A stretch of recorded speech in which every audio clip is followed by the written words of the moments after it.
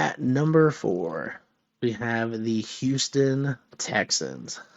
Now, CJ Stroud turned out to be worth every last scrap of that number 2 pick and has kicked every door into every face since he's shown up.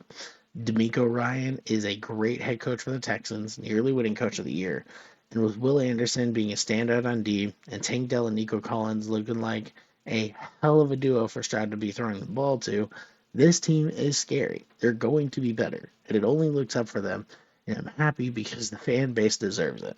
Best believe CJ will now have everyone throwing their best at him, knowing what he's capable of now. So the Texans need to be prepared for the hardest ball they've ever played next year.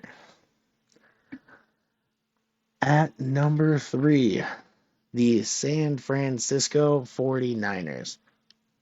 So, 49er close to winning the Super Bowl. I'm going to TLDR this one and the Super Bowl counterpart as much as possible because enough has been said. So, Purdy's a good QB. Give him a few more years, and I think he'll be the next generation's Brady, being completely honest. We'll see if Mahomes just gets tired of winning or if the Chiefs band finally breaks up at some point, and that might change things.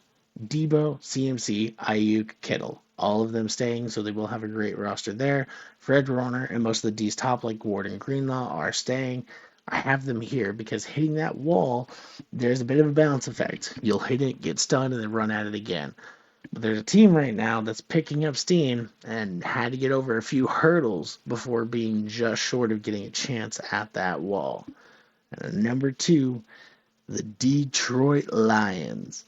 The Lions are going to be better, going to be stronger, and going to be biting more kneecaps than ever before. Dan Campbell is the best head coach to team fit I have seen in years. Surprising everyone, they kept their coordinators, most notably Ben Johnson.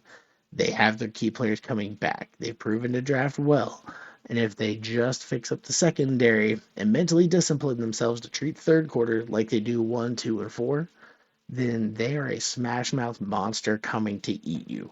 Their shorter stature wide receiver, the Sun God, could bench press you and your buddies, then catch the ball. Then they had one of the better tight ends and proven tougher in Laporta. Then the two-headed backfield monster of Gibbs and Montgomery means that the run game doesn't get tired and never stops, and the offense is complete. I have high hopes for them in 2024. They've never felt what it's like to be in a Super Bowl, let alone win one. But we all know there's a bright hazard level red demon waiting in the other conference that they'd have to slay. And at 1, the Kansas City motherfucking Chiefs.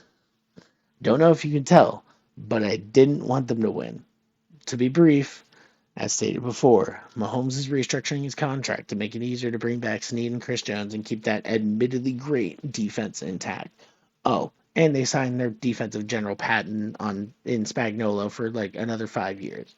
So the offensive side of the ball isn't changing unless Reed retires, which would cause Kelsey to retire. He said it first, not me. And Mahomes leaves.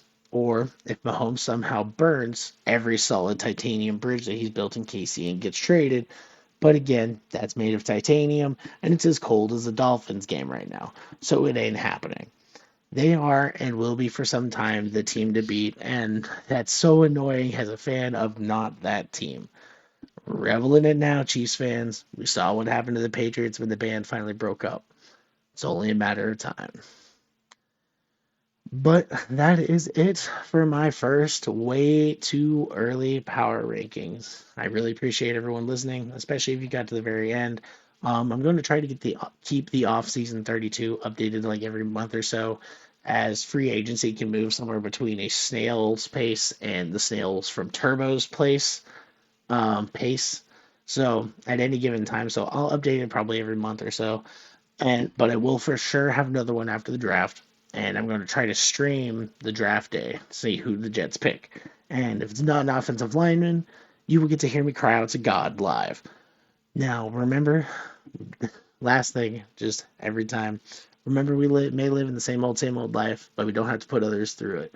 Be a better person than you were the day before, and the same old will become a brand new and great life. Have a good one. I'll see you later. Jets West over and out.